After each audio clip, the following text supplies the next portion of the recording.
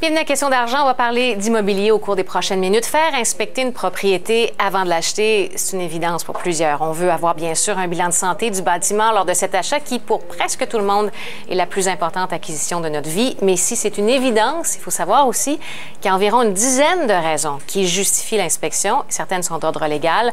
On va en parler avec Marc Lacasse, courtier immobilier chez Remax. Mais vraiment plusieurs raisons qui justifient l'inspection. Oui. Disons les principales raisons.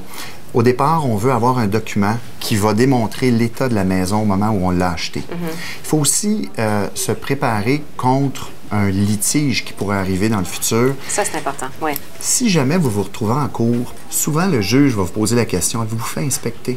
Si vous dites non, déjà, il va trouver que vous avez été négligent.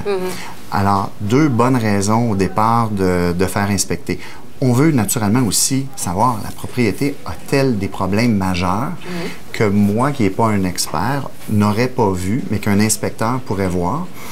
Puis finalement, il y a un côté que les gens sous-estiment aussi beaucoup, c'est qu'il n'y a personne qui a reçu une formation à l'école à savoir comment entretenir une propriété. Alors l'inspecteur, durant son travail, va vous donner des conseils. Même si ça ne se rapporte pas, par exemple, à l'inspection, on va parler, par exemple, des revêtements autour des bains, autour des lavabos. Il va peut-être vous suggérer de le remplacer sur une période régulière. Il va dire, fais attention ici pour avoir infiltration d'eau si tu es négligent. Alors, on reçoit en même temps un petit cours.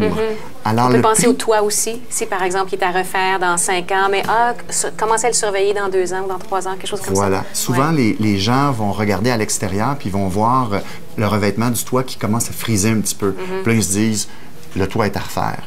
L'inspecteur en bâtiment va venir doser s'il commence à démontrer un peu d'usure et lui pourra vous dire de le surveiller, dans quelle période devrait-il être remplacé. C'est un outil aussi, le rapport d'inspection, pour peut-être renégocier. C'est un outil pour renégocier. Maintenant, là où il faut faire attention, il y a des acheteurs qui pensent qu'ils ont découvert un nouveau truc. On va faire une promesse d'achat, puis après ça, on va faire l'inspection, puis on va faire baisser le prix. Ça ne fonctionne pas comme ça, puis les courtiers, les vendeurs, on a vu neiger. Alors, la clause dans la promesse d'achat dit que vous allez pouvoir renégocier ou rendre votre promesse d'achat nulle seulement si vous trouvez des causes majeures qui changeraient la valeur de la propriété. Alors, il y a des cas, là, par exemple, vous arrivez à la propriété, les trottoirs sont à PV uni, puis il y a un petit peu d'affaissement. Mais ça, vous l'avez vu avant de faire votre promesse d'achat. Et ce n'est pas une cause majeure. Alors, vous ne pourrez pas, après, dire, bien, il y a ça, ça, ça et ça. Ça, c'est des choses que vous avez vues. Mais s'il y a quelque chose de majeur que personne n'a vu, oui. Alors, on a, au choix de l'acheteur, la possibilité de dire, bien, soit qu'on renégocie le prix ou qu'on demande au vendeur de faire les travaux ou simplement on se désiste puis on passe à une autre maison. Et c'est une obligation légale de l'acheteur pour faire l'inspection? Est-ce qu'il pourrait, par exemple, être poursuivi en justice? C'est-à-dire que ce n'est pas une obligation, mais nous, les courtiers, on a l'obligation de recommander fortement à un acheteur de procéder à une inspection. Lui, ce qu'il doit réaliser, c'est que à partir du moment qu'il a une promesse d'achat acceptée, s'il se désiste à cause de l'inspection pour des raisons mineures, il peut être poursuivi par le vendeur et aussi par les courtiers qui sont impliqués. D'accord. Et, bon, ça semble être une évidence, mais il y a des circonstances où on peut se passer de l'inspection? Oui, il y a quelques cas. Par exemple, vous pourriez vous-même être ingénieur civil, architecte ou avoir de très bonnes connaissances. On fait nous-mêmes l'inspection, finalement. Voilà. Vous faites souvent, lors d'une deuxième visite, l'inspection vous-même. Il y a aussi le cas où vous achetez une maison que les vendeurs ont acheté eux-mêmes il y a 1 an ou 2. Ils n'ont pas fait de rénovation, pas fait de modification et ils vous permettent de consulter leur rapport d'inspection. Est-ce que vous le conseillez, ça? Je vais vous dire, à ce stade-là, ce que je vais conseiller à mon client, s'il veut lever la condition, je vais lui dire, prends au moins la peine d'appeler cet inspecteur et même s'il te charge un frais minime, qui t'explique le rapport d'inspection et que lui t'explique si tu devrais procéder ou non à une nouvelle inspection. Mais la plupart du temps, c'est assez rassurant. Puis on a certains cas aussi, j'ai eu un cas cet été, une dame qui a acheté plusieurs maisons dans le même quartier, dans le même secteur. Ce sont des maisons pas tellement vieilles. Même contracteur qui les a fait, elle connaît le contracteur, puis elle a dit « Moi, j'inspecte pas ». Ça ne change pas mon devoir de lui recommander d'inspecter quand même, mais l'acheteur ne veut pas, à ce moment-là, par écrit dans la promesse d'achat, il doit initialer qu'il se désiste de lui-même et qu'il a été informé qu'il aurait dû faire l'inspection malgré tout. Oui, c'est ça. Des fois, on est tenté parce que c'est une acquisition qui représente une somme d'argent importante et on a envie d'économiser.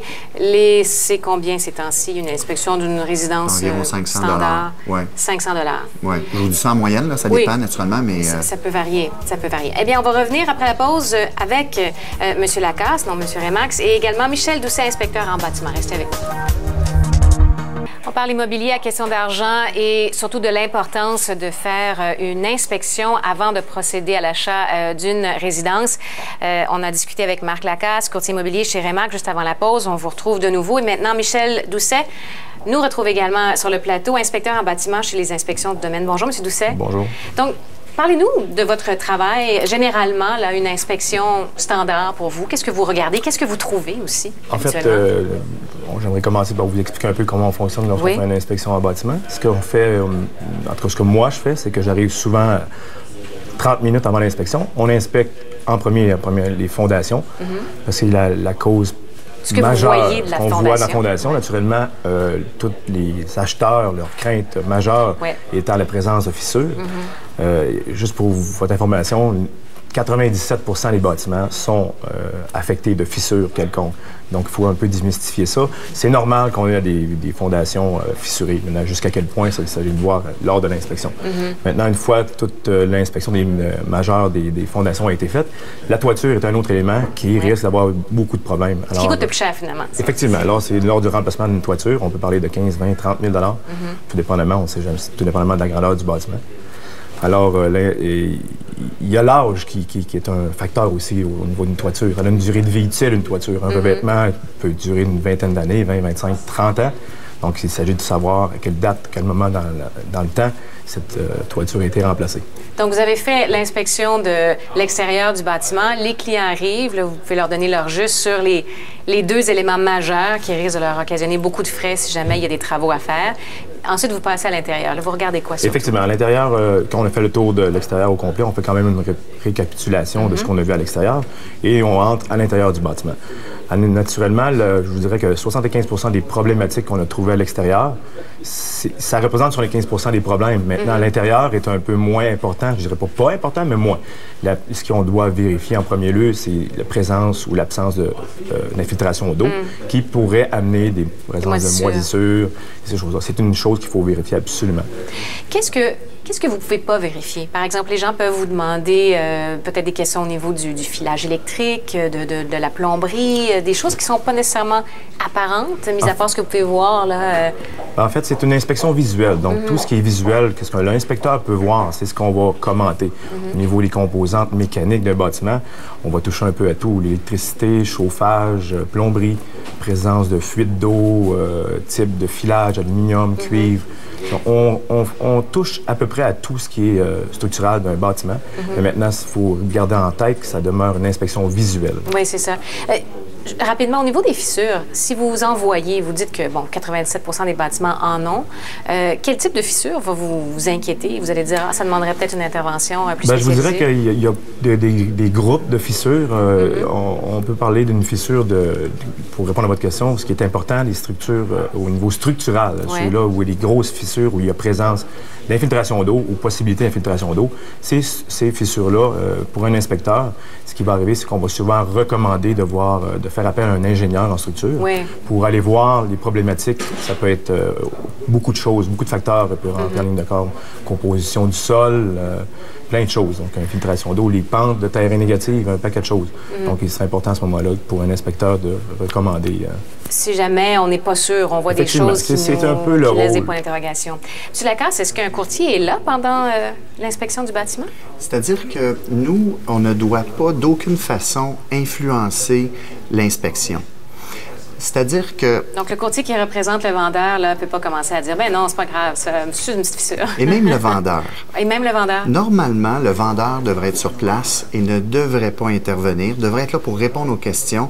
Et la relation devrait se passer entre l'acheteur, qui lui doit être là, doit absolument être là. Puis s'il n'est pas là, il doit se faire représenter avec l'inspecteur. Donc, il fait le tour avec lui.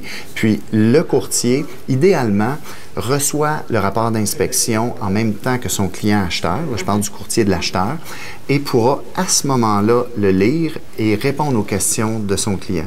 Parce que si notre client interagit avec nous pendant l'inspection et qu'on donne des opinions, ça pourrait être interprété comme si on est en train d'influencer le processus. Alors, donc, l'idéal, c'est de laisser l'acheteur avec son inspecteur faire le travail, puis après ça, conseiller notre client sur les résultats. Votre rapport, est-ce qu'il est, il est remis, j'imagine, là, au courtier là, des deux, évidemment? En fait, on le remet à notre client qui a payé pour l'inspection et c'est libre à lui de faire parvenir le rapport à son courtier. Et souvent, les courtiers le demandent de façon à avoir une discussion suite à l'inspection. Ils peuvent jaser ou regarder le rapport et en discuter. OK. Rapidement, là, les associations reconnues ou les autres professionnels pour ce qui est des inspecteurs au Québec, en bâtiment? c'est l'AIBQ, l'Association des inspecteurs en bâtiment du Québec, qui est l'association qui vous représente. Ouais, et j'imagine c'est ce que vous recommandez, de choisir un inspecteur qui fait partie de cette association-là. Entre autres, oui. Eh bien, M. Lacasse, merci, M. Doucet, merci d'avoir été avec nous aujourd'hui pour parler d'inspection de bâtiments. Ceci conclut notre volet immobilier pour l'émission Question d'argent. Merci d'avoir été là.